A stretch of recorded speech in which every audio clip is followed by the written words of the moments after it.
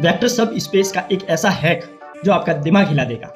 Vector सब space prove करने के लिए आप वन स्टेप टेस्ट तो लगाते आ रहे हो, लेकिन आपने कभी ये सोचा है कि केवल एक वन स्टेप टेस्ट लगाने से ही वो सब स्पेस कैसे प्रूव हो जाता है? तो आज हम ये सीखेंगे। देखो, वेक्टर सब स्पेस होने के लिए उसका वेक्टर स्पेस होना जरूरी होता है, और वेक्टर स्पेस के लिए कुछ प्रॉपर्टीज जो होती है वो सेटिस्फाइड होना कंपलसरी होता है।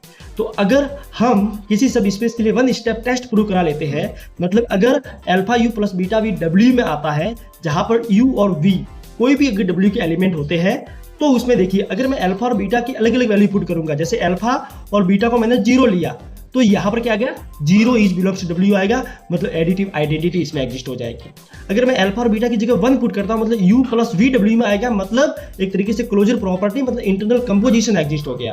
अगर मैं अल्फा की जगह अल्फा लेता हूँ, बीटा की जगह 0 लेता हूँ, तो इसमें अल्फा यू डब्ल्यू में आ जाएगा, मतलब इसमें एक्सटर्नल कंपोजिशन आ गया।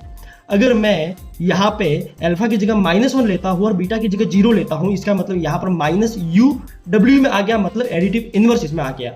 और वेक्टर जो सब स्पेस होता है वो वेक्टर स्पेस का सबसेट होता है, मतलब यहाँ पर एसोसिएटिव प्रॉपर्टी, कम्यूटेटिव प्रॉपर्टी तो बाय डिफॉल्ट होती ही है।